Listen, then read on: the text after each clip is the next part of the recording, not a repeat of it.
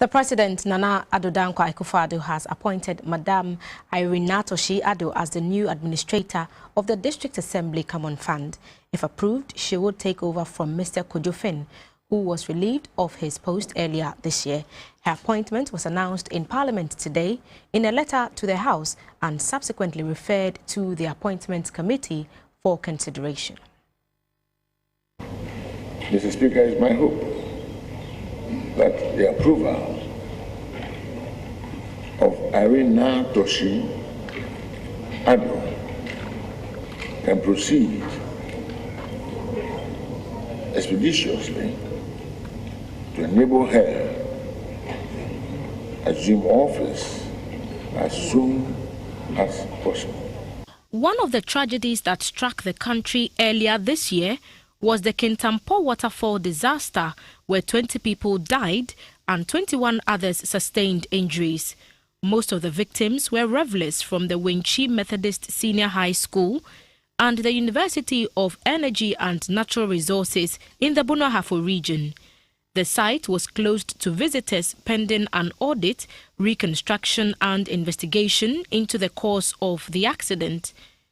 The Member of Parliament for North Tong, Mr. Samuel Okudzeto-Ablakwa, asked about the steps being taken to guarantee the safety of tourists in Ghana at the various tourist sites.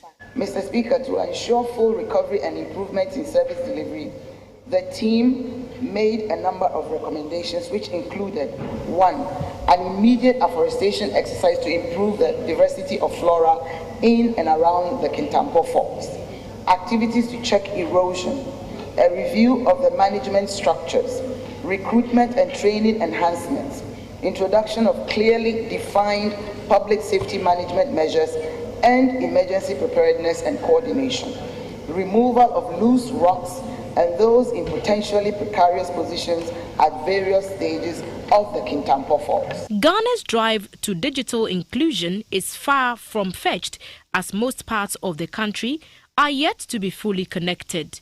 Responding to a question on the subject matter, the Minister for Communication, Mrs. Ursula Akufo, said government is working assiduously to achieve the digital inclusion goal.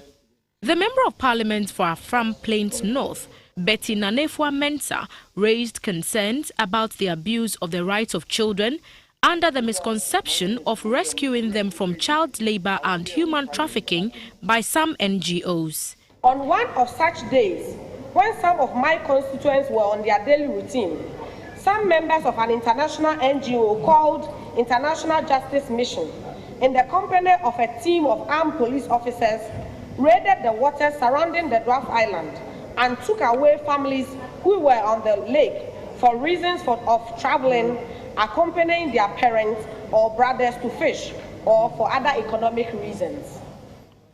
Mr. Speaker, for the past 1 month, these children, many of whom are in school, have been arrested and detained at places unknown to both parents and stakeholders.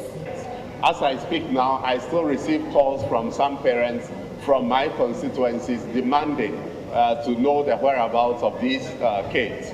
We need to intensify education to appreciate our values and culture, whilst we still respect the Western position on avoiding the abuse of children and fighting the child trafficking menace.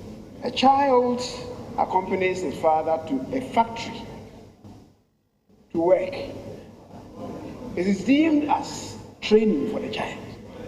That is not hazardous. A child accompanies the parents to a farm. That is deemed as hazardous labor.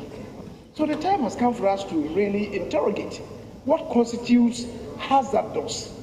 The first Deputy Speaker of Parliament, Mr. Joseph Osei-Wusu, charged the committees on gender and social welfare, labor, constitutional and legal to look into the matter.